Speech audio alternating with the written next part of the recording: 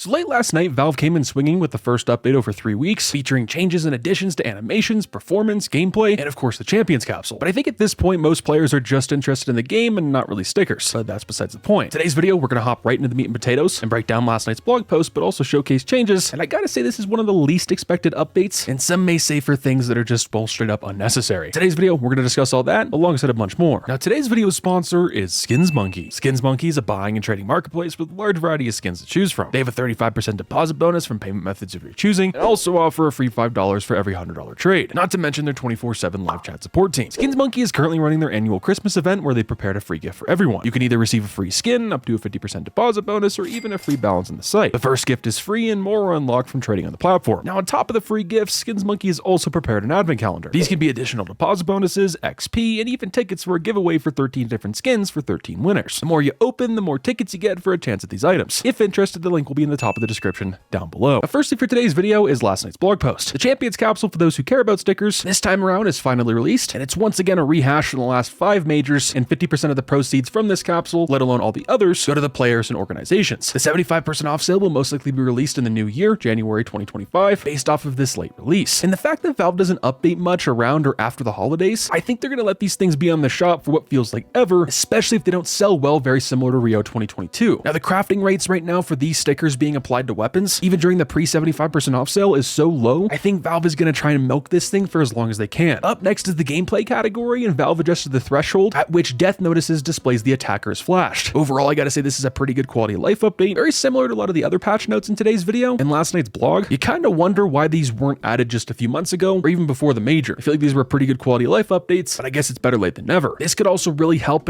you determine if someone on your team or the other team is cheating based off of how many kills they get while they're quote-unquote flashed. Now, next up in the gameplay category is about explosions. Whenever you throw an HE grenade somewhere around the map and there's a bunch of weapons and not just a couple, they tend not to break them apart. Whereas if after last night's update, well, this blows everything up. If you have a bunch of weapons crammed into one spot, one nade is going to toss those all over the place. Whereas if before would only work with a couple. Once again, it's just one of those things you wonder why it's been so long since we had this added to the game, but once again, better late than never. Next up is now a couple of things during warm-up. Weapons will no longer drop on the ground when changing teams. I wouldn't really say this was an exploit, but it was definitely something that was kind of annoying and would kind of clog up the server. So whenever you would change a team in competitive or casual, whatever you were playing, it would drop your starting pistol on the ground, because then you'd spawn in 10, 20 Glocks or USPs or P2000s. Also now during warm-up is whenever you change teams, there's now a 2-second cooldown. I'm assuming it's to help with the pistols dropping on the ground, but also maybe to help with people changing teams so quickly, kind of breaking the server, breaking the game. Last up for the gameplay category is actually a command based from CSGO, or really any other Counter-Strike game that was also in CS2, but it didn't really work. This was to give yourself an AK, AWP, gear, nades, or really any type of equipment in the game, and you just spawn in with it. Before this update, it was pretty broken. It would only work half the time with some certain weapons and some certain scenarios, or for some, it wouldn't work at all. For legacy behavior, Valve states that for legacy behavior, which would drop the new weapon on the ground, developers can use keep gear, give weapon, which will obviously keep or give you your new items. And that pretty much concludes the gameplay category. As it stands for the map category, Valve has once again sent some fixes for Train. The question is will we see this in the 2025 map pool? For Train, Valve improved the collision fidelity on various props, they updated and fixed surface types on several props, adjusted wetness levels on some surfaces, and fixed various gaps in the map. And of course, second to last up for today's video, at least in the official part of the blog post, is the map guide section. Valve states that map guides are now supported in the Steam Workshop for submission or subscription. So similar to what we saw when the All Aboard update came out when Train released, how you could play a warm-up and just practice throwing utility that pretty much Valve built into the game for a certain map, well, it seems like people are going to be able to upload their own versions of this to the workshop. And this also makes me really wonder if YouTube videos for tutorials for nades are going to be out the window and people are just going to be using these, because they're a lot more in depth than how they were back in CSGO. Valve also added a selector to pick which map guide gets loaded in practice mode. Annotation nodes are now visible in the radar, and they added a brand new tool to submit map guides to the workshop. And that concludes the map guide section. And lastly for today's video is the miscellaneous category, which I gotta say is interesting to say the least. Valve added a setting for CPU cores usage performance to control how high performance and power efficiency cores are used in the game with CPUs with variable cores. And I think right off the bat, this could help out thousands of different players per performance. So great job, Valvo. Now, some other notes in the miscellaneous category that are worth mentioning is Valve made some improvements to weapon inspect animations. Now, improvements for some is pretty subjective. For some, it's a yes, and others, it's not so much. What I mean by that is, for an example, the Desert Eagle's rare animation that came out in 2018, where it just keeps on spinning, that for whatever reason is completely gone. It's removed from the game. The pullet animations on the Galil, FAMAS, and AK have all seen changes, and unless you really know the old pullet animations for the Galil and FAMAS, you're really not going to notice too much of a difference. It's more so just a,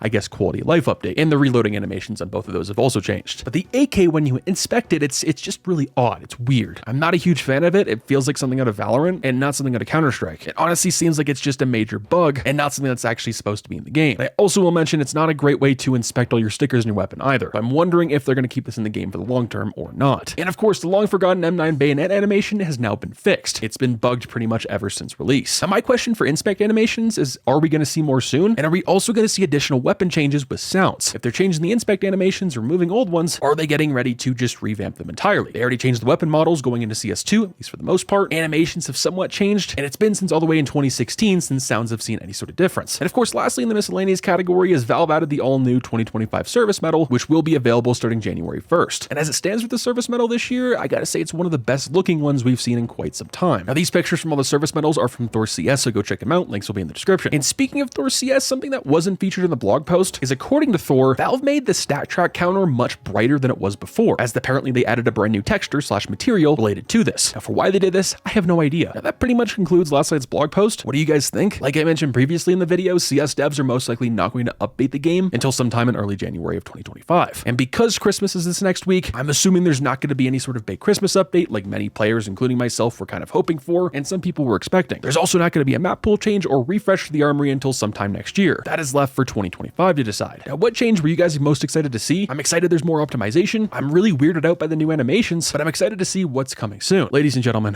Fallout.